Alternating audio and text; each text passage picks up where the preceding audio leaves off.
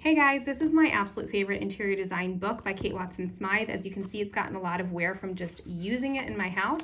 I am going to go through and show you the table of contents here, as well as show you some examples of information that it might have. So for the contents, we have your room, your story, your home, your story, find your style, and perils of Pinterest, and a word about color. So this is all like introduction material that is helpful no matter what your style is or what you're going for. Then we have more practical information for all of those main areas in your home.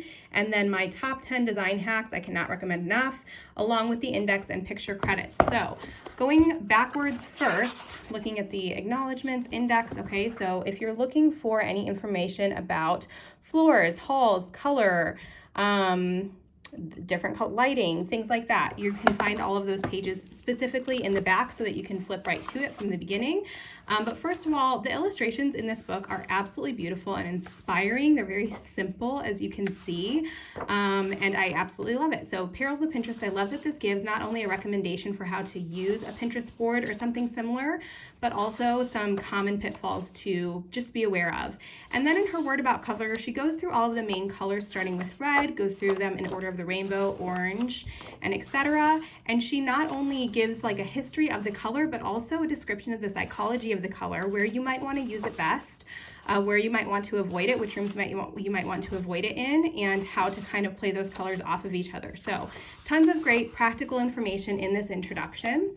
Then you can go into this section here that talks about the different elements, like the hall. And it goes through and talks about the walls of the hall and then the floor of the hall, and shows pictures to illustrate lighting in the hall, what things you might want to consider, and storage, where to put your coats and things like that, furniture you might want to have in the hall. It is really like all encompassing. Now this is, as you can tell, that was a very short section. It is very concisely written, but tons of wonderful information and things you might not have considered. Then it goes into the kitchen, and once again, perfect kitchen layout, okay? Awesome information here. So I cannot recommend this book enough. It is super practical. It helps the overwhelm of designing a house or remodeling your house feel a lot less overwhelming, because there's just so much practical wisdom from years and years of experience, and from being a journalist in the interior design field for so many years. So Watson Smyth, can't recommend her books enough, and I hope you all enjoyed this book as much as I have. Thank you guys.